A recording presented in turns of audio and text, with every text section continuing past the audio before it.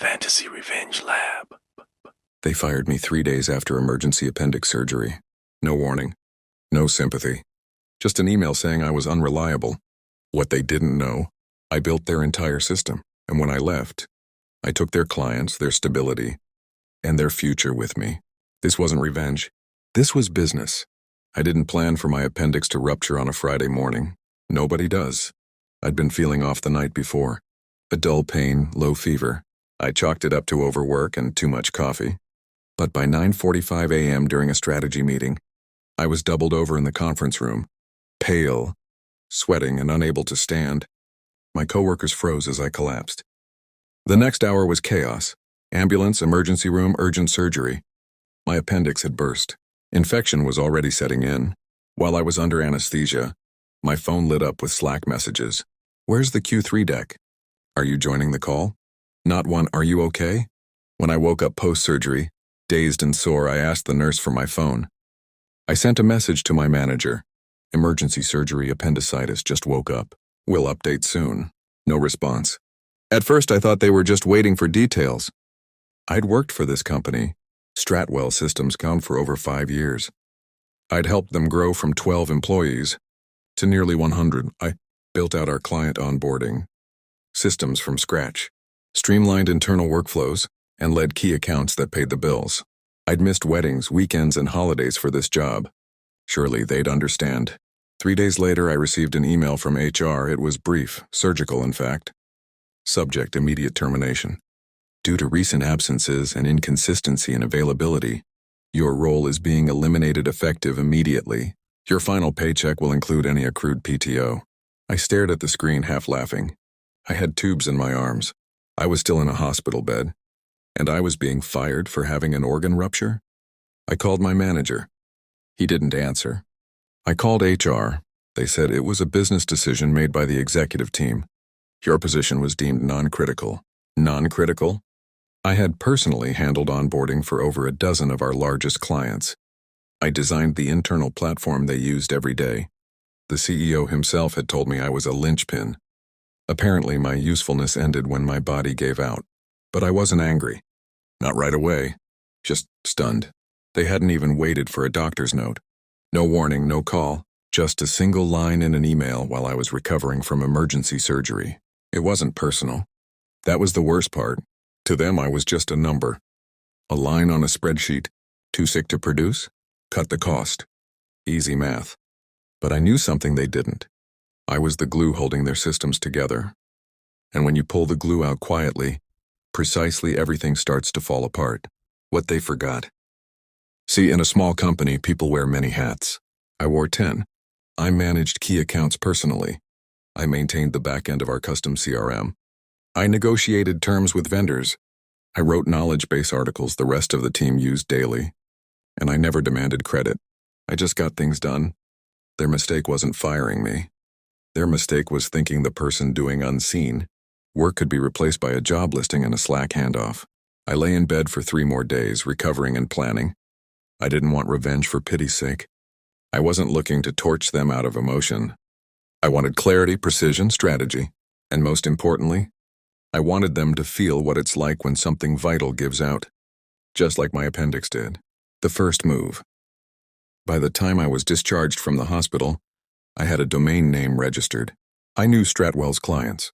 Many of them only worked with us because of the personal trust I'd built. So I launched ClearSpan Solutions, a lean, no-fluff consulting firm targeting the exact pain points I used to solve at Stratwell. No NDA prevented me from starting my own business. No non-compete blocked me from contacting clients. They had written glowing testimonials under my name just months earlier. I didn't send mass emails, no drama. I just reached out to 7 clients personally. Just letting you know I'm no longer with Stratwell. If you ever need help with onboarding strategy, system automation, or vendor negotiation, here's where I'm working now. 6 responded within hours. 4 asked to set up meetings. Stratwell didn't even know yet. But I was already building something better. By the time Stratwell noticed what was happening, it was already too late. My new firm, ClearSpan Solutions, didn't start with billboards or social media blasts. I didn't need to shout. I just listened to every complaint I used to hear quietly behind closed doors. "Your onboarding takes too long. Why does no one respond to billing questions? Why is your system so confusing? I had fixed those things internally, but Stratwell never invested in keeping them solved. I was the solution. Now I was the competition. Within the first 90 days, I'd signed 5 former clients. Not by poaching, not by lying, just by being available and offering better service. One told me, "We only stayed with them because of you. Once we heard you left, we waited to see if they'd step up." They didn't. It turns out when you strip a business down to its buzzwords, it crumbles. The day the systems died. About 4 months after I launched ClearSpan, Stratwell had a major client onboarding a 1.4 million annual contract. Problem was, I had designed that onboarding process, and no one else fully understood it. I'd warned leadership a dozen times that we needed documentation. They'd said no time for that. So when the client logged in and saw a broken flow, they logged right back out. They dropped the contract in 48 hours. Guess where they went? The turning point. Meanwhile, I invested in clarity, streamlined services, transparent pricing, real timely support. I didn't need a fancy office. I had credibility. My new clients weren't just working with a consultant. They were working with the person who had already solved their problems once and was finally free to do it right.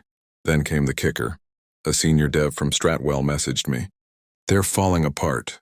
The CRM you built crashed last week. Nobody knows how to fix it. And Mark is blaming everyone." The irony? They fired me over a medical emergency. Now they were having their own karma in Q4. Quarter 4 came around and Stratwell missed every key target. Client churn was up 38%. 2 vendors canceled contracts due to poor communication.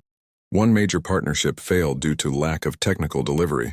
Mark, the CEO, called it a rough patch, but insiders knew the truth. The systems had failed because the system designer was gone. And still building. The final blow. 6 months in, I received a message from a former colleague. "HR is cleaning house. The board is furious. There's talk of selling."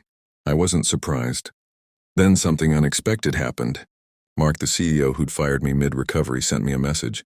"Heard you're doing well. No hard feelings. Any interest in consulting for us?" Paid, of course. I stared at the screen for a long time. The man who once saw me as non-critical now needed help. But I didn't respond with spite. I'd already won. Instead, I replied, "Thanks for the offer. Unfortunately, I'm at capacity working with your former clients." No exclamation mark. No smiley, just facts. He didn't reply. 1 year later, Stratwell was acquired in a fire sale merger for 40% of its previous valuation. Mark was quietly removed. The remaining team was downsized. The company that once threw me away like I didn't matter no longer existed in the same form. ClearSpan? We had grown to a team of 12, remote first, profitable, and focused. No drama, no ego, just delivering what Stratwell had forgotten. Actual value.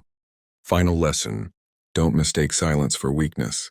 And never fire the person keeping your company from falling apart, especially not while they're in the hospital.